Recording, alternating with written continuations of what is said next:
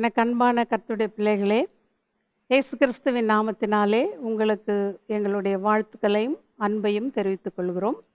இப்பொழுது chosen generation அசெம்பிளியின் போதகர் reverend doctor Victor Vimal அவர்கள் தேவனுடைய செய்தியை உங்களோடு கூட பகிர்ந்து கொள்வார்கள். நீங்கள் கேட்டு பயனடைவீர்களாக. கர்த்தர் தாமே உங்களை ஆசீர்வதிப்பாராக. ஆமேன்.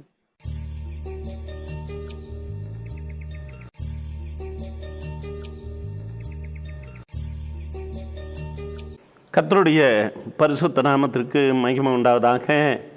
இந்த அருமையான வேளையில் உங்களை காணும்படிக்கு தேவன் ஒரு வாய்ப்பை கொடுத்தபடினாலே தேவனை நன்றியோடு ஸ்தோத்திரிக்கிறேன். உங்களுக்கு எங்களுடைய புத்தாண்டு வாழ்த்துக்களை தெரிவித்துக் கொள்கிறோம். கர்த்தர் உங்களை ஆசீர்வதிப்பாராக. இந்த நாளிலே ஆவியானவர் நம்மோடு கூட பேச நினைக்கிறது. ஆதியாகமம் 4வது அதிகாரம் 11 - 15 வசனங்களை வாசித்து பார்க்கும் பொழுது, இப்பொழுது உன் சகோதரனுடைய இரத்தத்தை உன் கையில் வாங்கி கொள்ள தன் வாயை திறந்த இந்த பூமியிலே நீ சபிக்கப்பட்டிருப்பாய் என்றும், நீ நிலத்தை பயிரிடும் பொழுது அது தன் பலனையை நீ உனக்கு கொடாது, நீ பூமியில் நிலையற்று அலைகிறவனாய் இருப்பாய் என்று.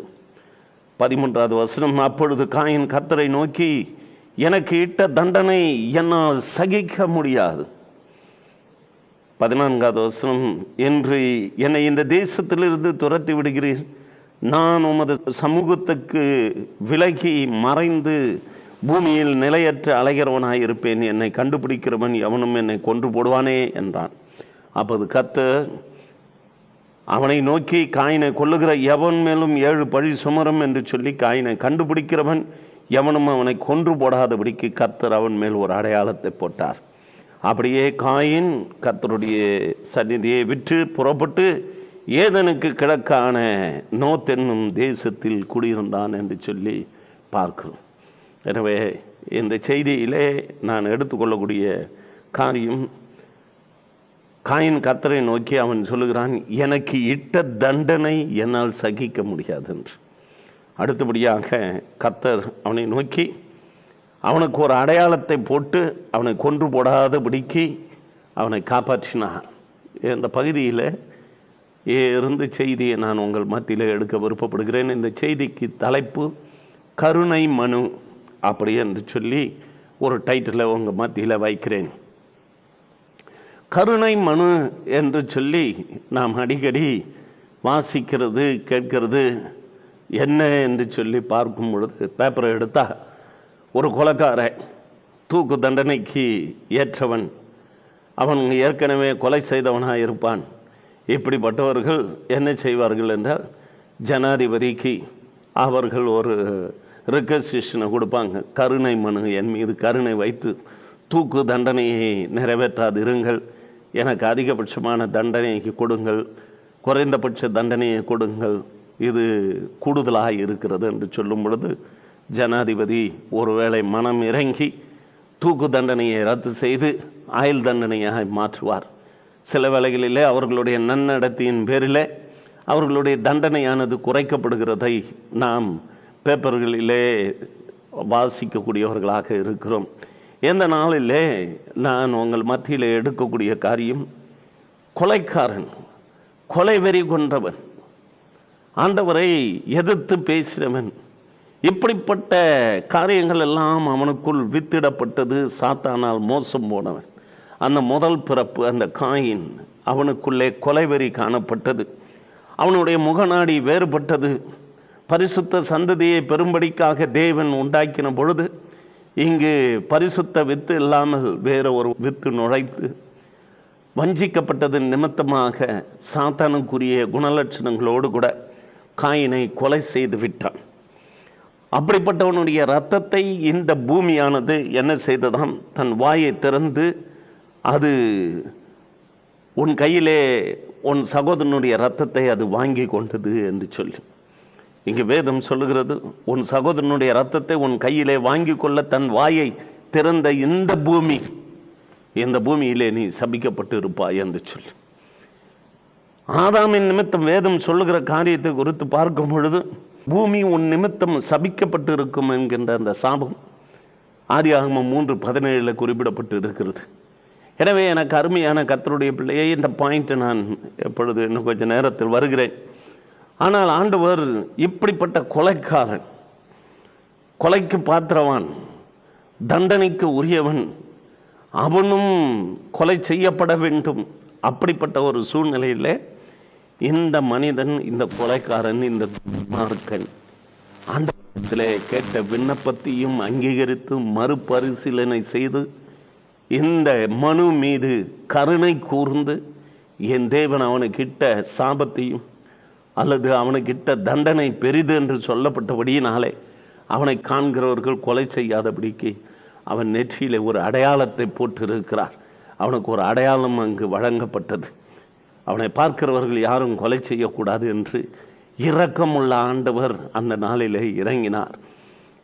இப்படிப்பட்ட இரக்கமுள்ள தேவன் யார் என்கின்றதை கண்டுகொள்ளுகிறதற்காகத்தான் எப்பொழுது நாம் வேதத்தின் வாயிலாக நாம் காணப்போகிறோம். அவன் சொல்லுகிறான், எனக்கு கொடுத்த தண்டனை பெரியது, நான் நிலையற்றவனாய் அலைய வேண்டிய சூழ்நிலைகள் இருக்கிறது. இந்த தேசத்திலிருந்து என்னை துரத்தி விடுகிறேன், எனக்கு பயிர் பலன் எதுவுமே இல்லை, நான் நிலையற்றவனாய் வாழ வேண்டியது, பலன் கொடுக்காது என்கின்ற ஒரு பெரிய சாபம் எனக்கு இட்ட தண்டனை பெரியது. 14வது வசனத்தை வாசித்து பார்க்கும் பொழுது, என்னை கொன்று போடுவானே என்னை பார்க்கிறவன் என்று சொல்லுகிறான். காரணம், முதல்ல பயம். தவறு செய்யும் பொழுது பயம் என்கின்றது ஆட்டோமேட்டிக்காக வரக்கூடியதாக இருக்கிறது. எனவே இந்த பயம் அவனுக்குள் வர ஆரம்பித்து விட்டது. அவன் ஆண்டவரிடத்திலிருந்து அந்த மனுவின் நிமித்தமாக ஒரு விடுதலையை அவன் பெற்றிருந்தான். விடுதலை என்று சொன்னால் மற்றவர்கள் கொலை செய்யாதபடிக்கு அவனுடைய தண்டனை குறைக்கப்பட்டதை குறித்து நாம் பார்க்கிறோம். இந்த பூமி சபிக்கப்பட்டது ஆதாமின் நிமித்தமாக என்று குறிப்பிடப்படுகின்றதே. இந்த பூமி சகோதரனுடைய இரத்தத்தை உன் கையிலிருந்து வாங்கி கொண்டது என்று சொல்லி 11வது வசனத்தை வாசிக்கிறோமே. இன்றும் இந்த பூமி அநேக பாவங்களை மூடிக்கொண்டிருக்கிறது, அநேகருடைய பாவங்களை மூடி மறைத்து கொண்டிருக்கிறது, அநேகருடைய இரத்தங்களை இது மூடி மறைத்து கொண்டிருக்கிறது. இந்த பூமி இது ஒரு சபிக்கப்பட்ட ஒரு பூமி என்று சொல்லி ஆதாமின் நிமித்தம் என்று சொல்லப்பட்டதே. நான் உங்கள் மத்தியிலே குறிப்பிட விரும்புகிறது, ஆதாமின் நிமித்தமாகவோ காயின் நிமித்தமாகவோ இந்த பூமி சபிக்கவில்லை. ஆனால் இது ஏற்கனவே ஒரு சபிக்கப்பட்ட பூமியாக இருக்கிறபடியினால சிந்தின இரத்தத்தை அது வாங்கி கொள்கிறது. இது இயற்கைதான். இதனுடைய தாற்பயம் சத்தியம். மேலே இருந்து விழுகிற பொருள் கீழே தான் இறங்கும். இது ஒரு பெரிய காரியம் இல்லை. ஆனால் வேதம் சொல்லுகிறது, அந்த இரத்தம் பூமியிலிருந்து என்னை நோக்கி கூப்பிடுகிறது. அதில் 4 ஆதியாகமம் 4:10 வாசிக்கும் பொழுது, உன் சகோதரனுடைய இரத்தத்தின் சத்தம் பூமியிலிருந்து என்னை நோக்கி கூப்பிடுகிறது. அப்படியானால் மாம்சத்தின் உயிர் இரத்தத்தில் இருக்கிறது.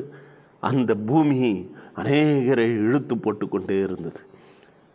இந்த பூமி சபிக்கப்பட்ட பூமி. எப்பொழுது சபிக்கப்பட்டது? ஆரம்பத்திலேயே அது சபிக்கப்பட்டது என்று தான் சொல்ல வேண்டும்.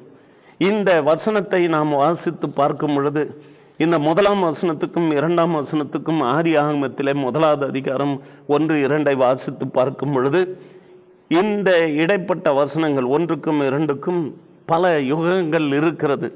ஆதியிலே தேவன் வானத்தையும் பூமியும் சிருஷ்டித்தார். பூமியானது ஒழுங்கின்மையும் வெறுமையுமாக இருந்தது. சிருஷ்டித்தவர் சகலமும் ஒழுங்கு கிரமமாக படைக்க வல்லவராகிய கர்த்தர் ஒழுங்கின்மையாகவா படைப்பார்? இல்லை. ஆண்டவர் வானத்தையும் பூமியும் சிருஷ்டித்தார், உருவாக்கினார். நல்லபடியாக தான் உருவாக்கினார். ஆனால் இந்த கோலம் என்று சொல்லுகிறது சாத்தானுடைய கோலம்.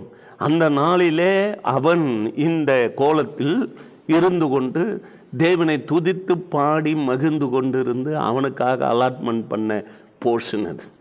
இந்த பகுதியானது சாத்தானுடைய கோட்டை, சாத்தானுடையது என்கின்றதை கர்த்தருடைய பிள்ளைகள் புரிந்து கொள்ள வேண்டும். எரேமியா 4வது அதிகாரம் 23, 24, 25 பூமியை பார்த்தேன், அது ஒழுங்கின்மையும் வெறுமையாக இருந்ததாம். வானங்களை பார்த்தேன், அவைகளுக்கு ஒளி இல்லாது இருந்துதான். சிருஷ்டிப்பின் ரகசியத்தில் ஒவ்வொரு நாளும் அந்த சிருஷ்டிப்பின் காரியங்களை குறித்து பார்த்தோம். ஆனால் இந்த இடைப்பட்ட காலத்துக்குள்ளே இது ஏன் இப்படிப்பட்ட காரியம் ஏற்பட்டது? பர்வதங்களை பார்த்தேன், அவைகள் அதிர்ந்தன, எல்லா குன்றுகளும் அசைந்தன. பின்னும் நான் பார்க்கும் பொழுது மனுஷன் இல்லை, ஆகாசத்து பறவைகள் எல்லாம் பறந்து போயின. என்ன அர்த்தம்? தள்ளப்பட்ட சாத்தானானவன். நீங்கள் எசேக்கியேல் தீர்க்கதரிசன புத்தகம் 28வது அதிகாரத்தை வாசித்துக் கொள்ளுங்கள்.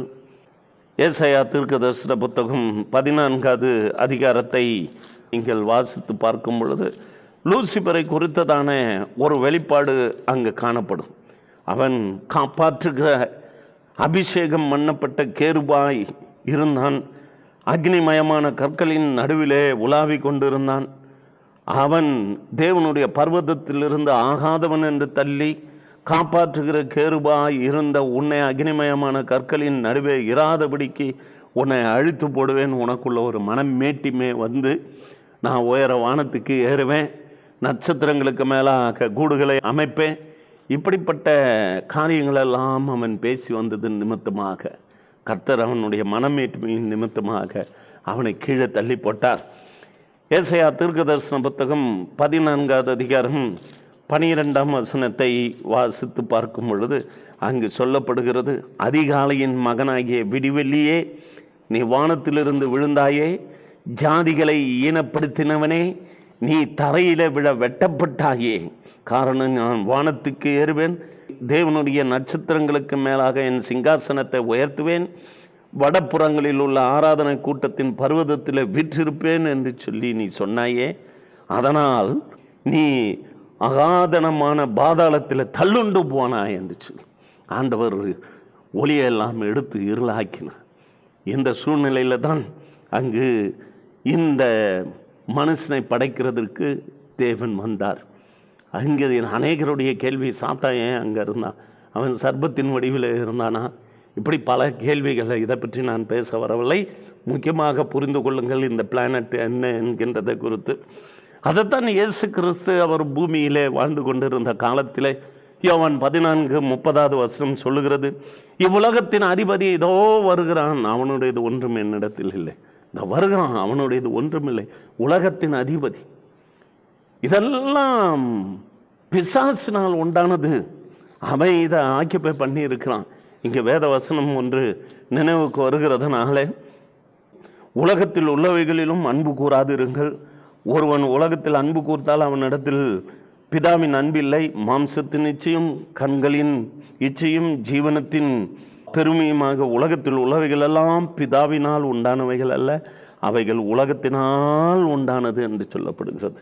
எனவே எனக்கு அருமையான கர்த்தருடைய பிள்ளைய, அவனுடைய பிளானட், அவனுடைய இடம். அதனால தான் ரொம்ப ஈஸியாக அந்த பிசாசானவன் அங்கு மேற்கொண்டான். அது மாத்திரமல்ல, இந்த பூமி வாயை பிளந்தது. சகல பரிசுத்தவான்களும், யாக்கோபு சொல்றார், யோசேப்பு சொல்றார், யோபு சொல்றாரு, இன்னும் அநேக பரிசுத்தவான்கள் எல்லாரும் சொல்லும் போது என்ன சொல்றாங்கன்னா, என்ன நரைமுடியோடு கூட பாதாளத்தில் இறங்க பண்ணுகிறது என்ன? இயேசு கிறிஸ்துக்கு முன்பாக இருந்த காலகட்டத்தில் இருக்கிற சகல பரிசுத்தவான்களும் பாதாளத்தில் இறங்கினார்கள். ஆனால் பாதாளத்தின் தட்டுகள் தான் சற்று வித்தியாசப்பட்டது. நடுவில் ஒரு பெரிய பிளப்பு. பாவம் செய்தவன், அக்கிரமம் செய்தவன் இன்னும் கீழே இருக்கிறான். அதுக்கு கீழே தள்ளப்பட்ட தூதனானவன் பிசாசினும் வலு சர்ப்பம் இருக்கிறது. அதுக்கு மேலே வானத்தை அண்ணாந்து பார்க்கும் பொழுது, தன் கண்களை மேலே ஏறெடுத்து பார்க்கும் பொழுது இந்த ஐஸ்வர்யவான் பார்க்கிறான், லாசரு ஆபிரகாமுடைய மடியிலே கொண்டு போய் விடப்பட்டு. இந்த பூமியானது எல்லாவற்றையும் வாங்கி கொண்டு இருக்கிறது. அக்கிரமத்தையும் பாவத்தையும் இன்னும் மூடிக்கொண்டே தான் இருக்கிறது. இந்த பாவத்திலிருந்து விடுதலை பெறுகிறதுக்கு ஒரு வழி என்ன? ரத்தம் சிந்தப்படுதல் அவசியமாக இருக்கிறது. அந்த ரத்தத்தை என் ஆண்டவராகிய இயேசு கிறிஸ்து சிந்தும்படியான ஒரு வேலை வந்தது. காரணம், அந்த உயிர், மாம்சத்தின் உயிர் ரத்தத்தில் இருக்கிறது. இதை எல்லாவற்றையும் மரணத்துக்கு அதிகாரியாகிய பிசாசானவன், பாதாளத்தின் திறவுகோலை பெற்றிருந்தவன் அவன். அதனால தான் ஆண்டவர் அவரும் பாதாளத்தில் இறங்கினார். அவர் கீழே இறங்கி சிறைப்பட்டவர்களை சிறையாக்கி உன்னதத்திற்கு ஏறினார் என்று சொல்லி பார்க்கிறோம். எபேசியருக்கு எழுதின நிருபம் 4வது அதிகாரம் 8-9வது வசனத்தை வாசித்து பார்க்கும் பொழுது, ஏறினார் என்று சொல்லுகிறதுனால அவர் தாழ்விடங்களிலே இறங்கினார் என்ற அர்த்தம் அல்லவா என்று சொல்லி மிக தெளிவாக 9வது வசனம் சொல்லுகிறது. ஆதலால் சிறைப்பட்டவர்களை சிறையாக்கி மனுஷர்களுக்கு வரங்களை அளித்து உன்னதத்திற்கு அவர் ஏறி போனார். எனவே இங்கு சிறைப்பட்டு இருந்த பரிசுத்தவான்களுக்கெல்லாம், காவலில் உள்ள ஆவிகளுக்கெல்லாம் போய் பிரசங்கம் பண்ணி, மரணமே உன் கூர் எங்கே, பாதாளமே உன் ஜெயம் எங்கே என்று கேட்டு, மரணத்தின் திறவுகோலையும் பாதாளத்தின் திறவுகோலையும் என் ஆண்டவராகிய இயேசு கிறிஸ்து பெற்று சகல பரிசுத்தவான்களையும் பரதீசுக்கு கொண்டு போய் வைத்திருக்கிறார். எனவே எனக்கு அருமையான கர்த்தருடைய பிள்ளையே, ஏன் என்று சொன்னால், எதற்குள்ளே விழுந்தானோ, எதற்குள்ளே இறங்கினானோ, அதற்குள்ளே தான் அவரும் இறங்க வேண்டிய ஒரு சூழ்நிலை. ஃபார் அன் எக்ஸாம்பிள், உதாரணம் கொடுக்க வேண்டும் என்று சொன்னால், ஒரு மனிதன் எதிர்பாராத விதமாக ஒரு குழந்தையோ பிள்ளையோ ஒரு சகோதரியோ கிணத்துல விழுந்து விட்டால், அவளை காப்பாற்றுகிறதுக்கு, அவனை காப்பாற்றுகிறதற்கு கிணற்றுக்குள்ளே விழுந்து தான் அவர்களை காப்பாற்ற வேண்டும். சமுத்திரத்திலேயோ ஏரியிலேயோ அவர்கள் நதியிலேயோ விழுவார்கள் என்று சொன்னால், அந்த மூச்சு திணறிக்கொண்டு இருக்கிறவர்களை தூக்கி எடுக்க ஒருவர் அதில் குதித்து தான் ஆக வேண்டும். அதே போன்றுதான் இந்த இரத்தத்தை வாங்கி அதனுடைய உயிர் மனசு எல்லாவற்றையும் வாயை திறந்து பிளந்து உட்கொண்ட அந்த பூமியிலே ஆண்டவர் இறங்க வேண்டியதாக இருந்தது. எனவே எனக்கு அருமையான கர்த்தருடைய பிள்ளையே, என் ஆண்டவர் உடைய ரத்தம் இன்றும் பேசுகிறது. ஆபேலின் ரத்தம் பேசினது, ஆபேலின் ரத்தம் கூப்பிடுகிறது, அது பேசுகிறது. அதனால் அவர் உள்ளே போய் அந்த இரத்தத்தோடு இரத்தமாகி உள்ளே இறங்கி உயிரை கொடுத்து அவர்களை மீட்டெடுத்து பரலோகத்துக்கு போனார். ஏன் பரலோகத்துக்கு போனார்? பரலோகத்திலும் நமக்காக பரிந்து பேசி கொண்டிருக்கிற தேவன், நம்முடைய மனுக்களை விசாரிக்கக்கூடிய தேவன். இங்கு வெளிப்படுத்துகிற விசேஷம் 6வது அதிகாரம் 10ஆம் வசனத்தை வாசித்து பார்க்கும் பொழுது, அங்கு சகல பரிசுத்தவான்களும் தேவ சமூகத்தில் விண்ணப்பம் பண்ணி கொண்டு இருக்கிறார்கள். பரிசுத்தமும் சத்தியமும் உள்ள ஆண்டவரே, தேவரீர் பூமியின் மேல் குடியிருக்கிறவர்களிடத்தில் எங்கள் இரத்தத்தை குறித்து எதுவரைக்கும் நியாயம் தீர்ப்பு செய்யாமலும் பழிவாங்காமலும் இருப்பீர்கள் என்று மகா சத்தமிட்டு கூப்பிட்டார்கள். கர்த்தர் அவர்களுக்கும் ஒரு சமாதானத்தை கூறி தேவன் இதுவரையிலே வழி நடத்தி வருகிறார்.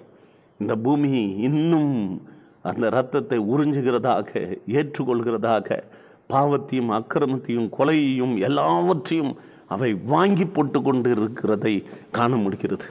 இந்த உலகத்தின் அதிபதியாகிய பிசாசானவன் இன்னுமாய் வேதனைகளையும் அக்கிரமத்தையும் அநியாயத்தையும் பெருக பண்ணி அழித்து கொண்டு இருக்கிற இந்த வேளையில தாமே அழிவை நோக்கி கொண்டு இருக்கிறவர்களுக்கு தேவன் பதிலை கொடுக்கக்கூடியவராய் இருக்கிறார். பரலோகத்திலே அவர் போய் வீற்றிருந்து பிதாவாகிய தேவனிடத்தில் பரிந்து பேசுகிறவராய் இருக்கிறார் என்று ரோமருக்கு எழுதின நிருபம் 8வது அதிகாரம் 34வது வசனம் சொல்லுகிறது.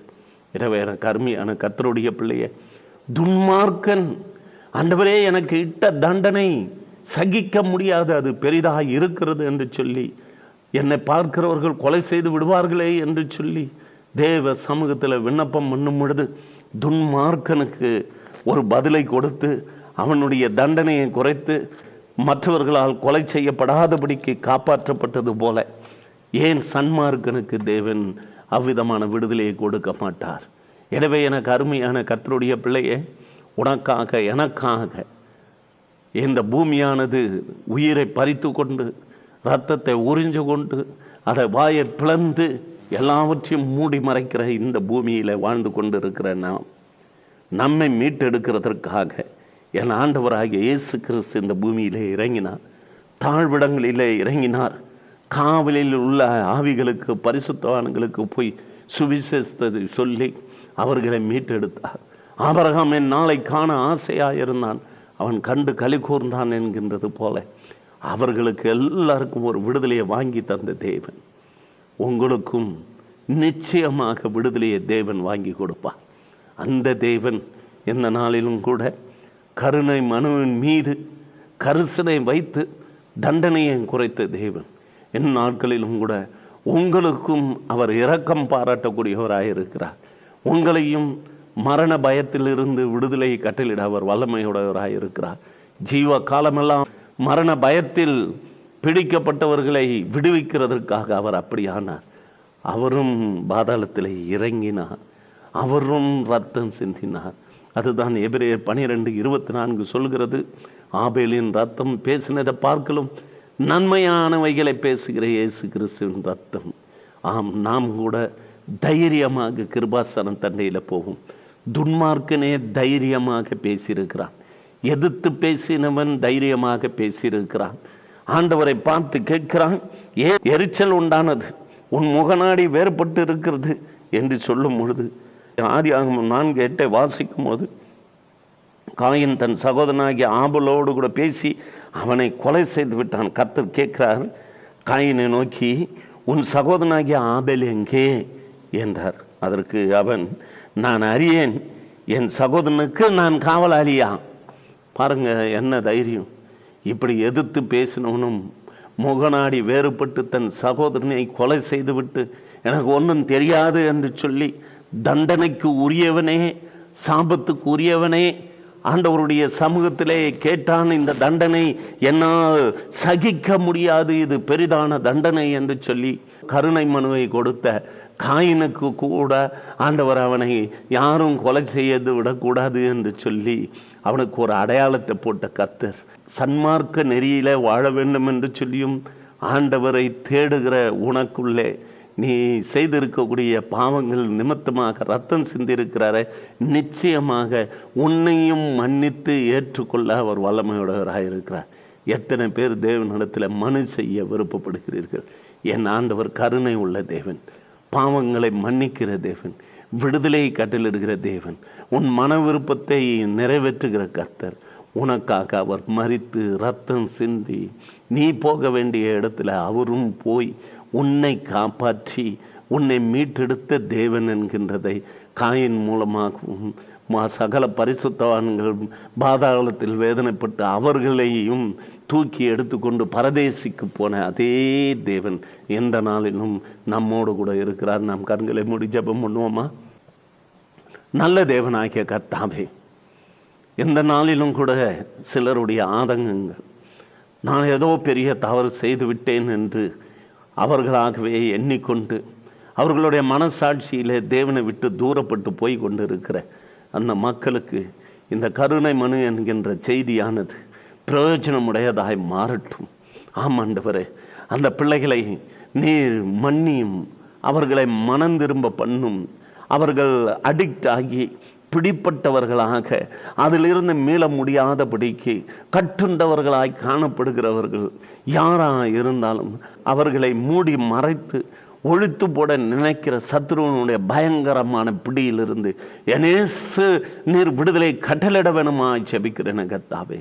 நீர் பாடுபட்டு, ஆமேன் ஆண்டவரே, நீர் பாடுபட்டபடியினாலே சோதிக்கப்படுகிற யாவரையும் நீர் விடுவிக்க வல்லவராய் இருக்கிறீர் என்கின்றதை எபிரேயர் 2:18 உணர்ந்தவர்களாக ஜீவ காலமெல்லாம் மரண பயத்தின் பிடியில் அகப்பட்டு இருக்கிற ஒவ்வொருவரையும் என் இயேசு இந்த செய்தியை கேட்டுக்கொண்டு இருக்கிறவர்களை ஆண்டவரே, அவர்கள் மீது பரிசுத்த ஆவியானவர் இறங்கி நீ எங்கு பாதாளத்தில் படுக்க போட்டாலும் என் கரம் வந்து பிடிக்கும் என்கின்ற அந்த வசனத்தின்படியாக கர்த்தாவே அவர்களை தூக்கி நிறுத்தி விடுதலையை கட்டளிட்டு வழி நடத்தும்படிக்காக ஜெபிக்கிறோம்.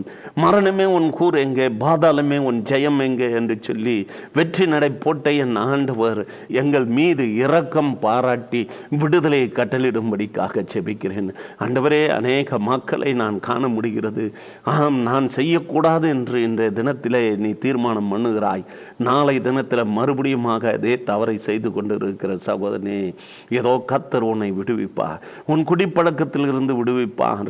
ஏதோ உன் கோபம் எரிச்சலும் உன் மனைவியை சந்தேகத்தோடு பார்த்து அடித்து நொறுக்கி குடும்பத்தில் சமாதான குலைச்சலை உண்டு பண்ணுகிற உன்னுடைய எண்ணங்களும் இன்னும் வேண்டாம் என்று ஒதுக்கி உன்னுடைய முகநாடி வேறுபட்டு வெறி கொண்டு கொலையை செய்யும் அலைச்சலோடு கூட அலைந்து கொண்டிருக்கிற உன்னுடைய கெட்ட சுவாபங்கள் எல்லாவற்றையும் மாற்றி உனக்கு கருணை செய்ய வல்லவராகிய இயேசு கிறிஸ்து நிச்சயமாக அவர் தமது இரு கரங்களை நீட்டி உன்னை அழைக்க வல்லவராக இருக்கிறார்.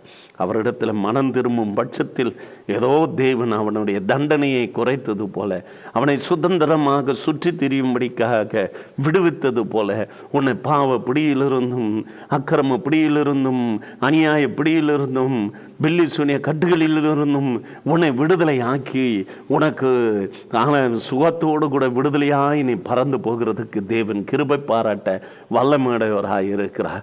எனவே தேவனை மறந்து அன்றைக்கு காயின் செய்தான் கிழக்கு தேசமாக ஆன தேசத்தை நோக்கி, நோத் என்னும் தேசத்தை நோக்கி அவன் புறப்பட்டு போனான். ஆண்டவரை மறந்து மாத்திரம் நீ வேறு திசை பக்கமாக போய்விடாதே. எனவே கர்த்தரை பற்றிக்கொள். கர்த்தர் கடைசி வரையில் உன்னை உயர்த்துவார், மேன்மைப்படுத்துவார், மகிமைப்படுத்துவார். நீ அவருடைய பிள்ளை என்று சொல்லிக் கொள்வதிலே வெட்கப்பட வேண்டாம். அவரும் வெட்கப்பட மாட்டார். உன்னை அவர் நேசிக்கிறார். இயேசு உங்களை அதிகமாய் நேசிக்கிறார். அவரிடத்தில் ஒப்பு கொடுங்கள். நிச்சயம் உங்களுடைய தண்டனைகள் குறைக்கப்படும், விடுதலையும் பெறுவீர்கள். துன்மார்க்கனுக்கே ஒரு பெரிய விடுதலை கிடைத்தது என்று சொன்னால் அவன் கருணை மனுவை அங்கீகரித்து ஏற்றுக்கொண்டது போல உன் மனுவையும் கர்த்தர் அங்கீகரித்து ஏற்றுக்கொள்ளக்கூடியவராக இருக்கிறார். கர்த்தர் தாமே உங்களை ஆசீர்வதிப்பாராக. ஆமேன். ஆமேன். Praise the Lord. May God bless you. கர்த்தர் உங்களோடு கூட இருப்பாராக. ஆமேன். எனக்கு அன்பான கர்த்தருடைய பிள்ளைகளே, இயேசு கிறிஸ்துவின் நாமத்தினாலே உங்கள் யாவருக்கும் எங்கள் அன்பை தெரிவித்துக் கொள்கிறோம். இப்பொழுது நீங்கள் கேட்ட இந்த செய்தியானது உங்களுக்கு மிகவும் பிரயோஜனமாய் இருக்கும் என்று நாங்கள் கர்த்தருக்குள் நம்புகிறோம். நீங்களும் எங்களோடு கூட தொடர்பு கொள்ள விரும்பினால் எங்களுடைய விலாசம் ரெவரண்ட் டாக்டர் விக்டர் விமல், சோசன் generation assembly, number 97 church street, Govindaraj Nagar, Bagayam, Vellore 632002, Tamil Nadu, south India. எங்களுடைய தொலைபேசி எண்கள் 0416-226-119. எங்களது செல்ஃபோன் நம்பர் 9443346119. கர்த்தர் தாமே உங்களை ஆசீர்வதித்து உங்களை மகிமைப்படுத்துவாராக. ஆமேன்.